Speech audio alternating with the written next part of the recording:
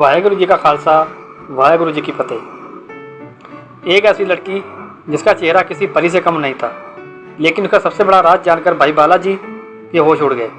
एक सुनसान जंगल, टूटी हुई झोपड़ी और अंदर है पड़ी एक इंसान की लाश। लेकिन सबसे डरावनी बात यह थी कि वो लड़की उसी लाश का मांस खाती थी। आखिर कौन थी वो लड़की, उसके साथ ऐसा भयानक श्राप क्यों जुड़ा था और कैसे गुरु नानक देव जी ने उसे इस नरक जैसी जिंदगी से मुक्ति दिलाई। आइए सुनते हैं एक रहस्यमयी और रूह कंपा देने वाली साखी। संगत जी, आपसे विनती है कि इस वीडियो को पूरा देखिएगा।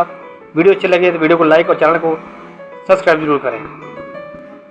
एक समय की बात है, सतगुरु श्री गुरु नानक देव जी अपने भाई सेवक बालाजी के साथ एक बहुत ही डरावने और सुनसान इलाके में पहुंचे। चारों तरफ वीरानी थी, ना कोई इंसान ना कोई पक्षी, बस एक खामोशी फैली हुई थी। शाम का समय हो चुका था। गुरुजी ने भाई बालाजी को राई राय साहब का पाठ करने का हुक्म दिया। जैसे ही भाई बालाजी मधुर आवाज में बाणी पढ़ने लगे, तभी पास की एक टूटी फूटी झोपड़ी से एक बेहद सुंदर लड़की बाहर आई। उसका चेहरा इतना सुंदर था कि कोई भी देखकर हैरान रह जाए। वह धीरे धीरे गुरुजी के पास आई और विनम्रता से बोली, हे महापुरुषों, आप कौन हो? इस सुनसान जगह पर क्यों आए हो? गुरुजी मुस्कुराए और बोले, बेटी, हम तो इस संसार के मुसाफिर हैं, चलते चलते यहाँ आ गए। ये सुनकर लड़की वापस अपनी झोपड़ी में चली गई। कुछ देर बाद वह फिर बाहर आई। इस बार उसके हाथ में मांस का टुकड़ा था। उसने वह मांस भाई बालाजी के आगे रखते हुए कहा, लो जी, भोजन ग्रहण करो। इतना मांस देखकर भाई बालाजी घबरा गए। उन्होंने पूछा, बेटी, यहाँ तो कोई जानवर भी नहीं दिखता, फिर ये मांस कहाँ से लाई हो? लड़की बोली, अगर विश्वास नहीं है तो अंदर चलकर खुद देख लो। भाई बालाजी उसके पीछे झोपड़ी के अंदर गए, लेकिन अंदर का दृश्य देखकर उनके होश उड़ गए। वहाँ एक इंसान की लाश पड़ी थी, जिसका मांस नोचा हुआ था। लड़की बोली, मैं इसी मुर्दे का मांस खाती हूँ।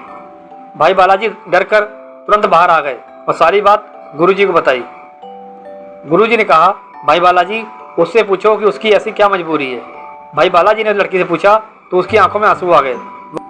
वह रोते हुए बोली, ये मुर्दा कोई अजनबी नहीं है, ये मेरा अपना पिता है। पिछले जन्म में मैं इसकी बेटी थी।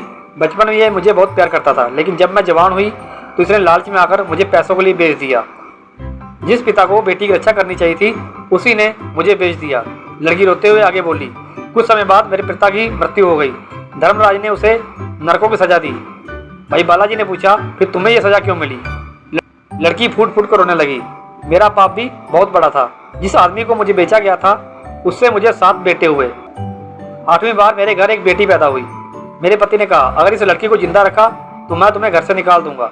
मैं डर गई और अपने स्वार्थ के लिए मैंने अपनी ही नवजात बेटी का गला घोट दिया।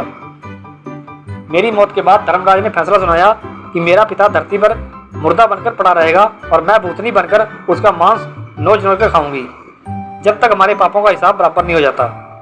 इतना कहकर वह लड़की जोर जोर से रोने लगी। भाई बालाजी का दिल पिघल गया। उन्होंने गुरु नानक देव जी से विनती की, महाराज, इस दुखियारी पर कृपा करो। गुरु जी स्वयं उस झोपड़ी में पहुंचे। वह लड़की गुरु जी के चरणों में गिरकर रोने लगी, मुझे बचा लो सच्चे पातशाह, मुझे इस नरक से बाहर निकाल दो। गुरु नानक देव जी ने दया से उसके सिर पर हाथ रखा और 3 बार वाहेगुरु वाहेगुरु वाहेगुरु जी का उच्चारण किया।